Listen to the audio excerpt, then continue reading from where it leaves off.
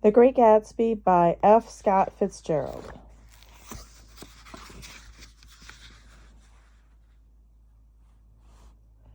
When they do get married, continued Catherine, they're going west to live for a while until it blows over. It'd be more discreet to go to Europe. Oh, do you like Europe? She exclaimed surprisingly. I just got back from Monte Carlo. Really? Just last year, I went over there with another girl. Stay long? No, we just went to Monte Carlo and back. We went by way of Marseilles. We had over $1,200 when we started, but we got gypped out of it all in 2 days in the private rooms. We had an awful time getting back. I can tell you. God, how I hated that town. The late afternoon sky bloomed in the window for a moment like the blue honey of the Mediterranean. Then the shrill voice of Mrs. McKee called me back into the room. I almost made a mistake, too, she declared vigorously. I almost married a little kike who'd been after me for years. I knew he was below me. Everybody kept saying to me, Lucille, that man's way below you. But if I hadn't met Chester, he'd have got me sure. Yes, but listen, said Myrtle Wilson, nodding her head up and down. At least you didn't marry him. I know I didn't. Well, I married him, said Myrtle ambiguously, and that's the difference between your case and mine. Why did you, Myrtle? Demanded Catherine. Nobody forced you. Myrtle considered. I married him because I thought he was a gentleman, she said finally. I thought he knew something about breeding, but he wasn't fit to lick my shoe.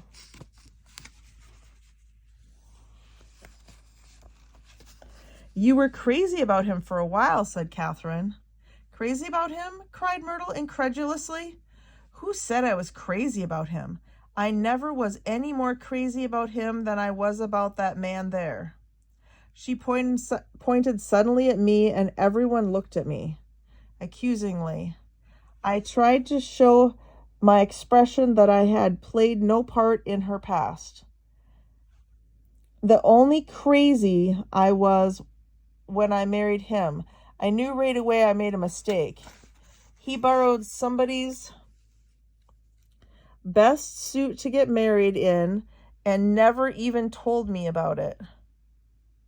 And the man came after it one day when he was out. She looked around to see who was listening. Oh, is that your suit? I said. This is the first I ever heard about it. But I gave it to him, and then I lay down and cried to beat the band all afternoon. She really ought to get away from him, resumed Catherine to me. They've been living over that garage for 11 years, and Tom's the first sweetie she ever had. The bottle of whiskey, a second one, was now in constant demand by all present, excepting Catherine, who felt just as good on nothing at all. Tom rang for the janitor and sent him for some celebrated sandwiches, which were a complete supper in themselves.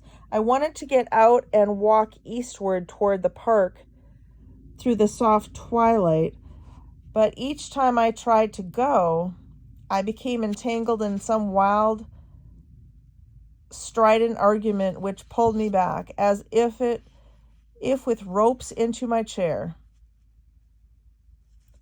Yet, high over the city, our line of yellow windows must have contributed their stare of human secrecy to the casual watcher in the darkening streets, and I was him too. Looking up and wondering, I was within and without simultaneously, enchanted and repelled by the inexhaustible variety of life. Myrtle pulled her chair close to mine, and suddenly her warm breath poured over me the story of her first meeting with Tom. It was on the two little seats facing each other that are always the last ones left on the train. I was going up to New York to see my sister and spend the night. He had on a dress suit and patent leather shoes, and I couldn't keep my eyes off him. But every time he looked at me, I had to pretend to be looking at the advertisement over his head. When we came into the station, he was next to me, and his white shirt front pressed against my arm, and so I told him I'd have to call a policeman, but he knew I lied. I was so excited that when I got into a taxi with him, I didn't hardly know I wasn't getting into a subway train. All I kept thinking about over and over was, you can't live forever. You can't live forever. She turned to Miss McKee, and the room rang full of her artificial laughter. My dear, she cried, I'm going to give you this dress as soon as I'm through with it. I've got to get another one tomorrow. I'm going to make a list of all the things I've got to get. A massage and a wave and a collar for the dog and one of those cute little ashtrays where you touch a spring and a wreath with a black silk bow for Mother's grave that'll last all summer. I got to write down a list so I won't forget all the things I got to do. It was 9 o'clock. Almost immediately afterward, I looked at my watch and found it was 10. Mr. McKee was asleep on the chair with his fists clenched in his lap like a photograph of a man of action.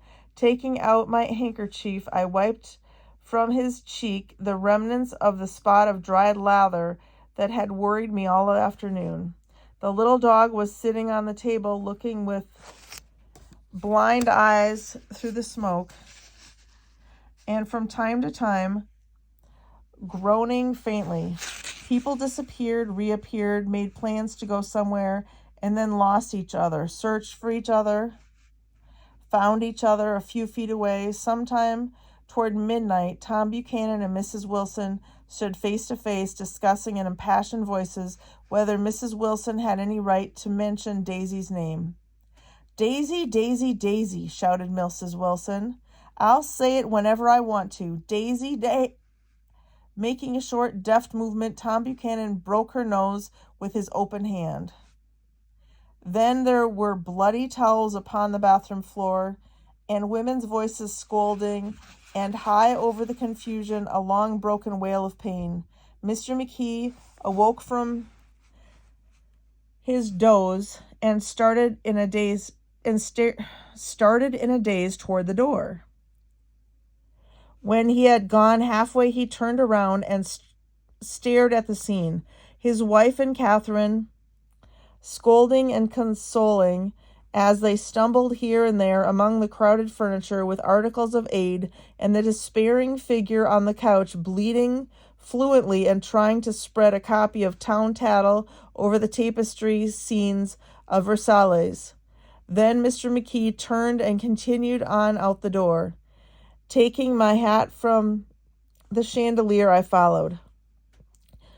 Come to lunch someday, he suggested as we groaned down in the elevator. Where? Anywhere. Keep your hands off the lever, snapped the elevator boy. I beg your pardon, Mr. McKee said dignantly. I didn't know I was touching it. All right, I agreed. I'll be glad to.